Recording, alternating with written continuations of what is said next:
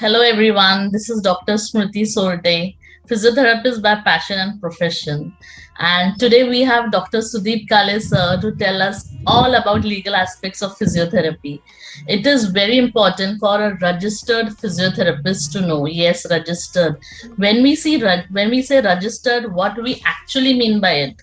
What are the legal laws governing physiotherapy, and how you can put a doctor before you, that the prefix is doctor. Sir is going to tell everything about that. So do watch this video till the end to know how you are safe by practicing legally physiotherapy and how being registered physiotherapy is so important nowadays.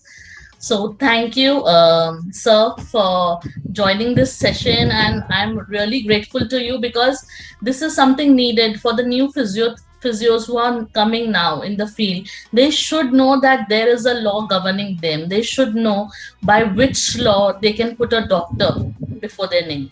So, sir, this session is all to you. I want that you give us the maximum information in simplest way. Sir ये video हम Hindi and English में करेंगे ताकि सभी लोगों को पहुंच सके. कभी कभी फिजियोज जो रिमोट एरियाज के होते हैं उनको भी ये पता रह सके कि वो भी एक डॉक्टर लगा सकते हैं. महाराष्ट्र में ऐसे बहुत सारे जगह है जहाँ पे मुंबई से लोग फिजियोथेरेपिस्ट करके जाते हैं या कहीं किसी भी शहर से जाए, लेकिन उनको क्या क्वेश्चंस वहां पे होते हैं, क्या उनको चैलेंजेस आते हैं. आई थिंक आपका ये जो सेशन है ये सब क्वेश्चंस को आंसर करने वाला है. So, sir, this session is actually for you. I'm just going to ask you few questions, लेकिन आप सर इसमें भी मैक्सिमम इंफॉर्मेशन दीजिए ताकि एक फिजियोथेरापिस्ट को फिजियोथेरापिस्ट होने पे गर्व ही ना रहे, लेकिन वो लीगली भी बोल सके कि ये लॉ से मैं ये कर सकता हूँ. क्योंकि बहुत टाइम हम इमोशनली आके बोलते अपने रिलेटिव्स को, लव्ड वंस को कि नहीं मैं तो डॉक्टर हूँ, बट एक्चुअली कौन से लॉ से वो डॉक्टर बोल सकते हैं ये भी उनको पता रहना उतना ही जरूरी है जितना उनके प्रोफेशन के लिए उनका प्यार होना जरूरी है. So sir, all to you. Can you please start saying something? Then we'll start with question and answer session. Thank you for giving this opportunity to interact physiotherapist on the legalities of physiotherapy, because that is the most important thing we should speak, know, and tell the people. Yes. So, sir, the first foremost question and most important one, I feel that how important is it for a physiotherapist to register with the Maharashtra OTPT Council? See, we have to understand one thing. The registration with council is not an option. This is mandatory. This is a law. If someone is asking why I should register, there is no answer. You wish it or it is not, you do not want, it has to be registered. Yes. Because without that you can't practice in the state. This is a law, and if you are not registering and practicing, you are boycotting you are doing violation of law, and you are breaching all the sections. Punishment will be given to you. So again I say, why I should register in the council, I will answer later, but it is not an option to you. It is the law, and as per that you have to register. Now question is why I should register. Number one, it is law. Number two, to get the legal identity for practice. I am a physiotherapist. I have to practice, and for that purpose I need the registration. Number three, as per the law, if you are not registered with the council, and if you are charging the people, that is also illegal income. So to earn, to charge, it is a privilege of the registered physiotherapist. So it is one thing, legal identity, legal protection, and nowadays the insurance companies are also demanding for the registration. This is a law, and in at least the claims which has been done from Maharashtra, the companies are inquiring for the number, because without that your claims will not get sanctioned. So this is just trying to understand, it is a legal thing. Without that we can't work or practice in the Maharashtra. Yes, absolutely, sir. So it is legal and it is mandatory as well to register yourself when you are out of the college, because that is the time you start practicing. So sir दूसरा question जो है, आजकल सभी लोग physiotherapist बन रहे हैं, चाहे वो फिजियोथेरेपिस्ट हो या ना हो. सो काफी हम लोग वीडियोस देखते हैं कि इसने सोशल मीडिया पे एक्सरसाइज का ये वीडियो डाला, उसने डाला. सो आप क्या बोलना चाहेंगे सर इसके बारे में? What is your opinion on that? First thing, one way I am happy that non-physios are getting interest in physiotherapy, because that gives idea that the profession is in demand. Post-COVID, in COVID, definitely everyone is putting the videos and they are claiming that they are physiotherapists or exercises. If it is a generalized exercises, then most of the healthcare professions have the right to do that. But if you are calling therapeutic exercises, and if you are saying of physiotherapy exercises, chest physiotherapy, then it is a breach of the violation of the act. No one other than registered practitioner can claim as a physiotherapist and promote the treatment, physiotherapy treatment, and offer the physiotherapy treatment.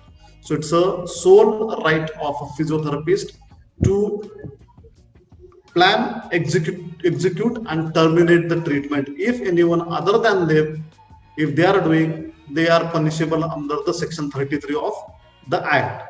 So video जो कुछ भी डाल रहे हैं, rather my appeal to physiotherapy fraternity is that कि ऐसे लोग video डालते ही रहेंगे, rather the law will take its own action, it will take its own course within the time, but it's our responsibility to educate the masses. I appreciate your gesture to educate the people. This way, if we are giving authentic information to the people, people will follow the authentic information than the non-authentic information. So I request physiotherapists to promote the physiotherapy through social media, through your videos, YouTube channels, Instagram, and see to it that authentic information will reach to the people. People will select it. They know what is good. They can make the difference between authentic physiotherapy and someone non-authentic information. So basically, an exercise, a trainer can also show you exercises, but if they are saying that physiotherapy exercises, therapeutic exercises, that is where we have the right under section 33 to stop them. Am I right, sir? Yes. So there are many people who are going to make videos, there are many people who are going to promote physiotherapy. They are actually promoting physiotherapy, sir, in that way. But what I feel as a physio on this end, I feel what we can do best is make our own videos, promote physiotherapy at a grassroots level as well as at a big level, because that is going to spread awareness anyways. What they are doing, they are just telling exercises. We have the degree, we are registered, and we can do this for a profession. So the next question is, what are the legal benefits of being a registered physiotherapist? A registered physiotherapist, as I said, can practice anywhere in the state. The physiotherapist can recover the fees in relation to the services. If you are taking the fees without registration, it is illegal and it is an offense, punishable offense under dual. One is under the Council Act and second one even under the Tax Act, because for that purpose also you should get the legal earning. So it is illegal earning. Third thing is that you are entitled to practice without reference, and you are entitled to practice physiotherapy, and there is no need to take anyone's prescription for that, because as per the Council Act, the physiotherapist is the only and the sole authority to plan, execute the treatment. Another thing is why the registration is important. What is a privilege?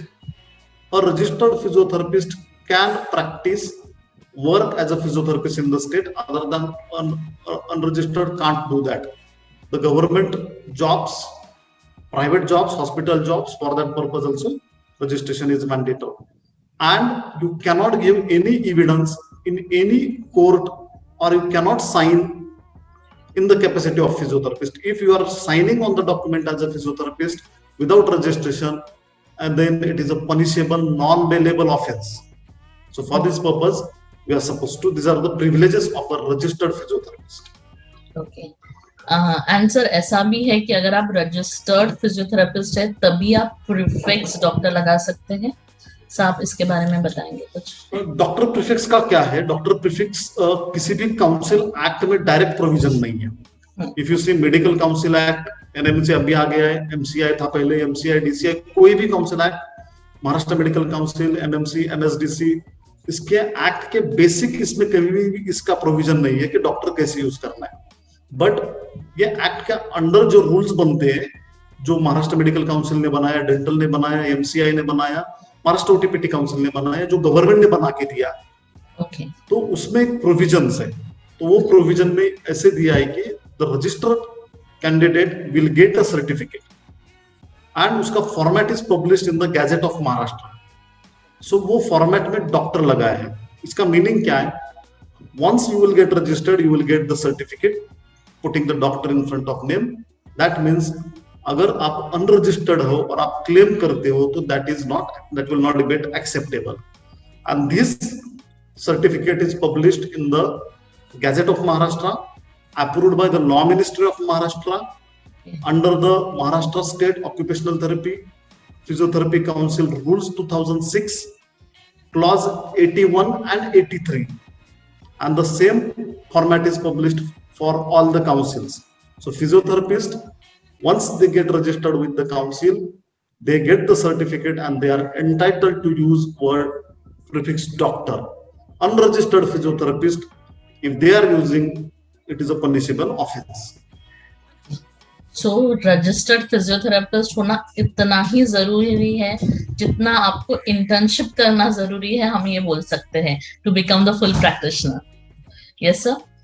So yes. भी हम लोग जैसे हमने ये सुना कि इतने सारे लीगल चीजें होती हैं फिजियोथेरेपी के साथ. सो legal guidelines of practice for physiotherapist क्या है? अगर किसी को क्लिनिक डालना है या प्रैक्टिस चालू करना है, उसके कुछ गाइडलाइंस हैं? हाँ, ये बहुत बार ये क्वेश्चन पूछा जाता है कि फिजियोथेरेपिस्ट, एज अ फिजियोथेरेपिस्ट मुझे क्लिनिक चालू करना है तो मुझे किस किस का परमिशन लेना है.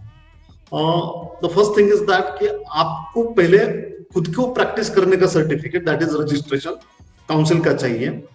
सेकंड थिंग है कि महाराष्ट्र में बॉम्बे नर्सिंग एक्ट है, इसके अंदर रजिस्ट्रेशन चाहिए या नहीं चाहिए. तो उसका एक क्लॉज ऐसे है कि महाराष्ट्र का Bombay nursing act is not applicable to physiotherapy clinics because it is applicable to one hospital और setup which has more than one IPD bed. So Maharashtra Bombay nursing act जो है उसके अंदर फिजियोथेरेपिस्ट आते नहीं है, तो that registration is not required for us.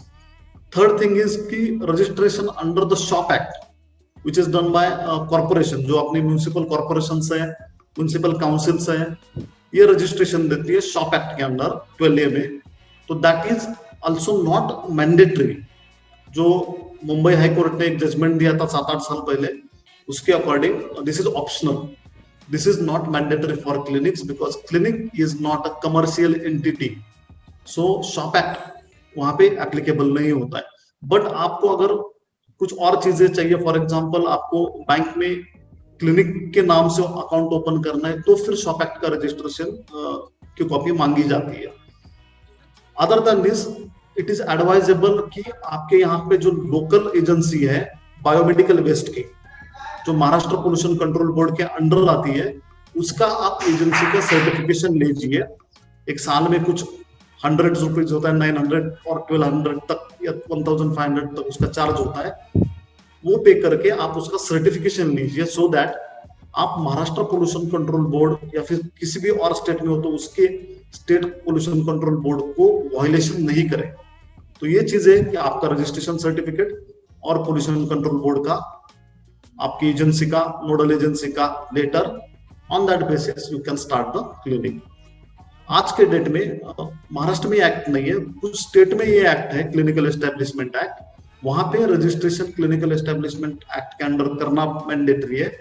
Maharashtra is coming with Maharashtra clinical establishment act. वो जब भी आएगा अगर वो आता है तो क्लिनिक का registration has to be done under this law.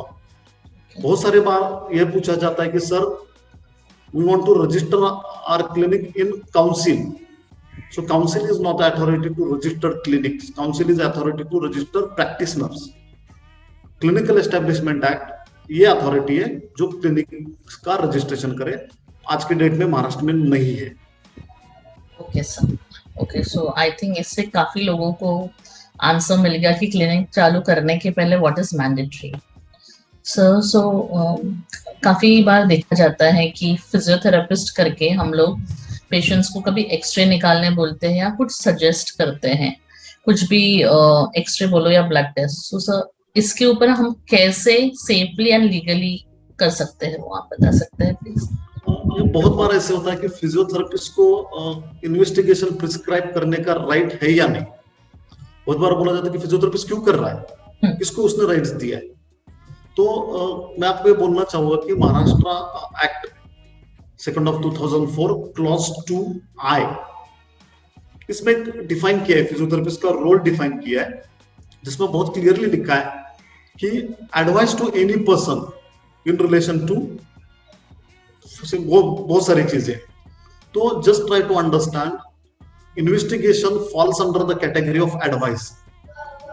By this law, by this provision we can advice, और जितने भी इन्वेस्टिगेशन दिए जाते हैं वो एज एडवाइस दिए जाते हैं, it is not a prescription. तो हमें ये समझना चाहिए अगर हम कोई भी चीज इन्वेस्टिगेशन लिख के दे रहे हैं तो उसके ऊपर put ADV advice, and under that 1 2 3 4 whatever you want you can do, that is in relation with the case. वो भी बहुत क्लियरली मेंशन किया है एक्ट में। So advice in relation to that case. अगर आप कोई भी इन्वेस्टिगेशन एडवाइस के कैटेगरी के अंडर लिख के देते हो, कोई भी इंडियन कोर्ट में या कोई भी कोर्ट में इसको अगर चैलेंज किया जाएगा तो वर्डिक्ट आपके ही फेवर में आएगा, बिकॉज बाय दिस लॉ हमें वो राइट है कि we can prescribe the investigation but put advice and then prescribe. तो एडवाइस आप लिखना बहुत जरूरी है, उसके बाद ही जो आपको इन्वेस्टिगेशंस या कुछ एडवाइस करना रहा तभी आप कर सकते हैं। So you will be safe legally. Medical practitioner की भी यही प्रैक्टिस होती है, advice, ECG, EMG, whatever it may be, lipid profile, वो एडवाइस होता है। ओके सर, सो अभी हमने इतना सब जाना है रजिस्ट्रेशन के बारे में एंड उसका जो इम्पोर्टेंस है, लीगल इम्पोर्टेंस है। सो सर, आप हमें रजिस्ट्रेशन का प्रोसीजर बताएंगे? महाराष्ट्र स्टेट ओटीपीटी काउंसिल का रजिस्ट्रेशन प्रोसीजर ऑनलाइन है and it is user friendly है। उसका जो डिटेल है आपको वेबसाइट पे जाके प्रोफाइल क्रिएट करना है। प्रोफाइल क्रिएट 2 कैटेगरी में है कि जो ऑलरेडी रजिस्टर्ड है, जिनके टाइम पे ये ऑनलाइन सिस्टम नहीं थी, और जो फर्स्ट टाइम रजिस्टर्ड है। तो स्टार्ट में वेबसाइट आपको पूछती है कि whether you are already registered. अगर रजिस्टर्ड हो तो आपका रजिस्ट्रेशन नंबर डाल के आपको करना है, और अगर आपका रजिस्ट्रेशन के स्टार्ट में पीआर है तो वो पीआर रिमूव करके सिर्फ नंबर डालना है। So you have to register. First time register can easily register. उसके बाद में आप जब भी आप वेबसाइट पे लॉग इन करोगे तो वहां पे यूजर मैनुअल गाइड है, जिसमें each and everything is explain कि आपको कौन सा रजिस्ट्रेशन क्या करना है, अकाउंट कैसे ओपन करना है, कहाँ पे क्लिक करना है, नेक्स्ट स्टेप क्या है, उसको रीड करो। आपका प्रोफाइल क्रिएट करो। प्रोफाइल क्रिएट करने के बाद आपका सेक्शन में एप्लीकेशंस आएगा, एप्लीकेशन क्लिक करो, उसमें रजिस्ट्रेशन, रिन्यूअल और सब सर्विसेज है। जो सर्विस चाहिए वो सिलेक्ट करो, उसका फॉर्म ऑनलाइन फिल करना है, डॉक्यूमेंट ऑनलाइन अपलोड करना है। डॉक्यूमेंट सबमिट करने के बाद, फॉर्म सबमिट करने के बाद आपको एक रजिस्ट्रेशन एप्लीकेशन नंबर मिलेगा, वो आपको एसएमएस और ईमेल पे आता है, और आपके अकाउंट में भी वो एप्लीकेशन स्टोर होता है। उसका नंबर डाल के आपको पे नाउ ऑप्शन सेलेक्ट करके ऑनलाइन पेमेंट करना है, उसका रिसिप्ट, एप्लीकेशन डाउनलोड करना है, अपलोडेड डॉक्यूमेंट्स डाउनलोड करना है, एंड आपको ईमेल करना है। तो पैंडेमिक में हमने पूरा प्रोसीजर चेंज कर दिया। किसी को भी काउंसिल में आने की जरूरत, ऑफिस में आने की जरूरत नहीं है। महाराष्ट्र के बाहर के जो जिनका ग्रेजुएशन है उनके लिए प्रोसीजर थोड़ी अलग है, क्योंकि उनको सेंट्रल काउंसिल नहीं है इसके लिए उनको डिलेज बहुत होते हैं, वहां की गवर्नमेंट के डॉक्यूमेंट्स, वहां के कुछ एडेड डॉक्यूमेंट्स लगते हैं, वहां से वेरिफिकेशन होता है और इक्विवेलेंस कमेटी की मीटिंग में उसको अप्रूवल मिलता है। ये मीटिंग 3-3 महीने बाद होती है, तो इसके लिए आउटसाइड महाराष्ट्र ग्रेजुएशन को थोड़ा डिले होता है, बट विद इन महाराष्ट्र आपको जल्दी सर्टिफिकेट मिलता है। बट पैंडेमिक की वजह से थोड़ा सा डिले है, 25% स्टाफ वर्किंग है इसके लिए, बट मैक्सिमम 120 डेज का टाइम है। But with in 1 month mostly अगर प्रोसीजर फॉलो की है, ईमेल प्रॉपर किया है, तो आपको 3 से 4 हफ्ते में रजिस्ट्रेशन सर्टिफिकेट बाय पोस्ट घर पे आता है। और दूसरी और एक चीज है कि एडिशनल क्वालिफिकेशन और रजिस्ट्रेशन, ये दो अलग चीज है। रजिस्ट्रेशन कोई भी काउंसिल में डिग्री के ऊपर होता है, एडिशनल क्वालिफिकेशन ये आपके पीजी के लिए होता है, हायर क्वालिफिकेशन। जो वैलिडिटी होती है वो मोस्ट इंपॉर्टेंट होती है कि आपके रजिस्ट्रेशन सर्टिफिकेट की, यूजी के सर्टिफिकेट की। अभी जो नए सर्टिफिकेट एडिशनल क्वालिफिकेशन के दिए जाते हैं उसके साथ वैलिडिटी नहीं होती है। प्रीवियस जो होते थे उनके पास वैलिडिटी थी, तो जिनकी वैलिडिटी एडिशनल क्वालिफिकेशन पीजी की खत्म हुई है, वो काउंसिल को एक एप्लीकेशन सबमिट करके नया सर्टिफिकेट विदाउट एनी कॉस्ट ले सकते हैं फॉर पीजी। यूजी का रजिस्ट्रेशन रिन्यूअल करना ही है। बहुत बार ये भी देखा जाता है कि पब्लिक बोलती है कि दोनों में से एक की वैलिडिटी है तो एक वैलिड है। ऐसा कोई भी नहीं है, आपका यूजी का सर्टिफिकेट वैलिड है तो ही पीजी का वैलिड है। तो आपको यूजी का रिन्यूएशन करना है, पीजी का नहीं। कोई फिजियोस का ये भी क्वेश्चन होता है एमपीटी करने के बाद कि हम लोग सिर्फ एडिशनल क्वालिफिकेशन करेंगे, हम लोग रजिस्ट्रेशन नहीं करेंगे। So I think this is wrong. हमें ये समझना चाहिए, we are good physiotherapists, we know physiotherapy very well, we know we have good skills, but unfortunately we are not aware about the law. बहुत बार ये देखा जाता है कि दो पे क्या रजिस्ट्रेशन करना है, मेरे पास PG, I will do PG, ये अलाउड नहीं है। लॉ कैसे होता है? लॉ ना हमने किया है ना किसी आप फिजियोज ने नहीं किया है, ये लॉ मिनिस्ट्री ने किया है। उसमें जो प्रोविजन है उसके अकॉर्डिंग ही काम करना पड़ता है, कोई ऑप्शन नहीं है। पीजी का जो रजिस्ट्रेशन होता है that is called as additional qualification registration. It is not a registration, it is additional qualification registration. आपका जो क्वालिफिकेशन एक्स्ट्रा है, यूजी का जो है that is registration. So to get registered in the council आपकी जो बेसिक रिक्वायरमेंट है, criteria, that is bachelor degree. So that has to be registered, that has to be renewed.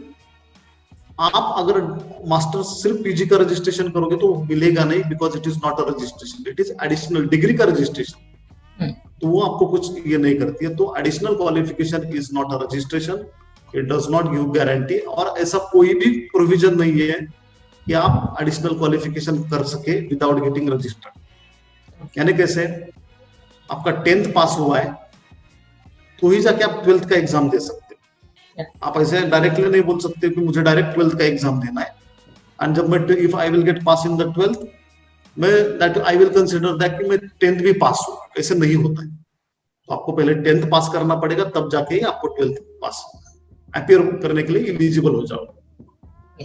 So UG का registration सबसे important होता है करना, और additional qualification is the just the degree, it's just for the degree, ठीक है। But practice करने के लिए you have to register your UG after doing the UG, ठीक है सर। सो हमने तो पूरे इसमें देखा ही है कि आपने हमेशा रजिस्ट्रेशन का इम्पोर्टेंस बताया है, लेकिन फिर भी अगर हम इसको नटशेल में या फिर 2-3 वाक्यों में बोलना चाहेंगे कि रजिस्ट्रेशन का क्या इम्पोर्टेंस है, सो प्लीज आप बताएंगे।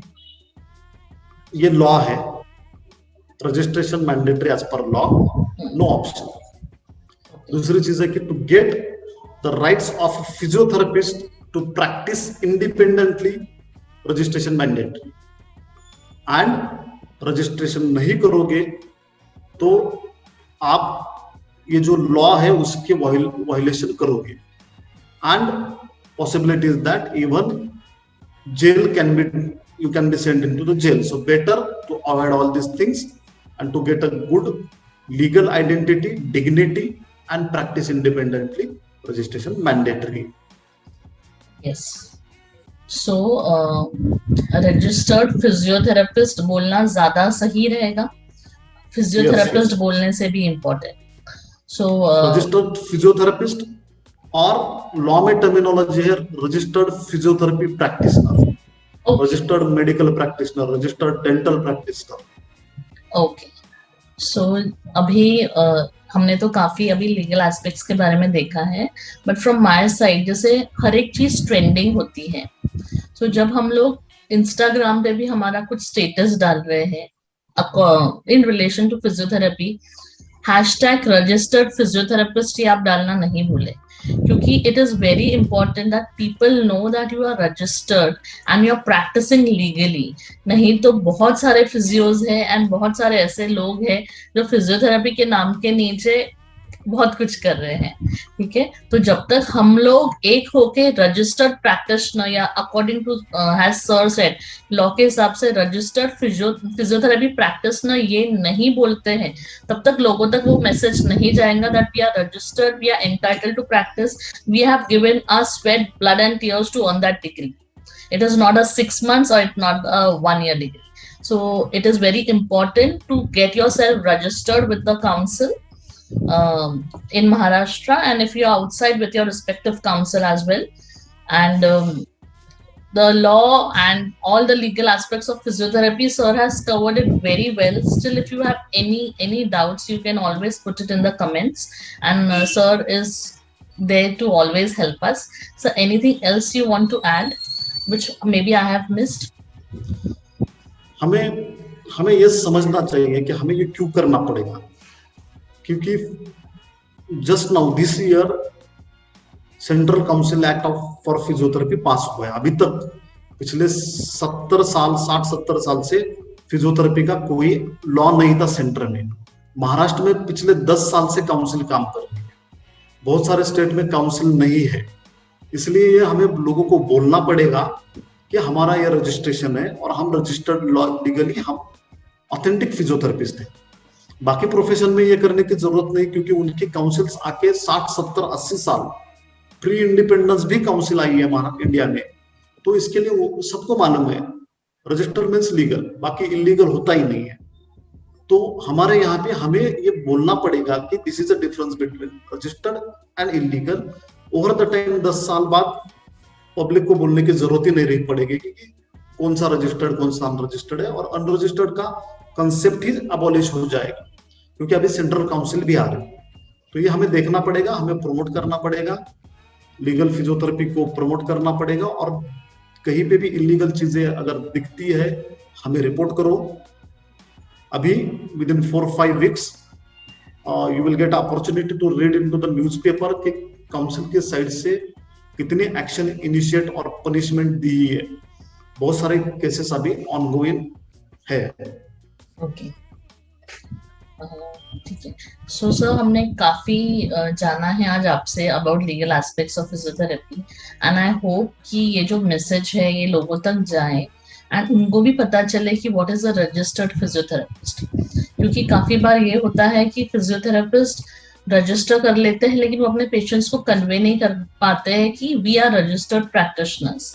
ऐसे भी बहुत देखा गया है कि हमारे अगर चार्जेस कुछ एक्स अमाउंट है एंड उससे बहुत कम चार्जेस क्वैकरी जो या फिर जो रजिस्टर्ड फिजियोज नहीं है वो लेते हैं, एंड फिर पेशेंट्स को लगता है कि वो कम ले रहे हैं तो वहीं पे जाएंगे. So it is very important that even patients know that a registered physiotherapist can give you the right advice with the help of his knowledge. नहीं तो YouTube पे तो आजकल बहुत एक्सरसाइज होते हैं, वो लोग वो देख के भी कर सकते हैं. So don't learn exercise from the WhatsApp University, Google and YouTube. You will become expert, but if any injuries, then you have to come to a physiotherapist. So why to delay that and come directly to a registered physiotherapist practitioner. So sir, I think we have covered many things and this video is surely going to help everyone, and this is what we actually aim for. The aim for our channel is also that we spread physiotherapy awareness in common man as well as in physios itself. Many of the physios don't know what are the law actually governing our practice. We are not a simple medical field. We are the modern medical science, which is governed by a certain laws, and we have a legal background, or we can say have a legal backup behind our practice. So if you found this video very helpful, please share it with your near and dear ones who are into physiotherapy, and let them also know that how it is best to get your registration done as they complete their graduation. And additional qualification का आपका degree का registration होता है, लेकिन physiotherapy करने के बाद, internship होने के बाद जो पहली चीज आप करेंगे वो है आपका physiotherapy registration with uh Maharashtra state council. So thank you so much, sir, for giving your time, and it was indeed a pleasure to know all the details. And if anybody has any questions, please put in the comment box, and please don't forget to share this video and subscribe to my channel, Dr. Smriti, your family physio. So thank you, sir. Thank you for taking this on the agenda. Thank you. Thank you, sir.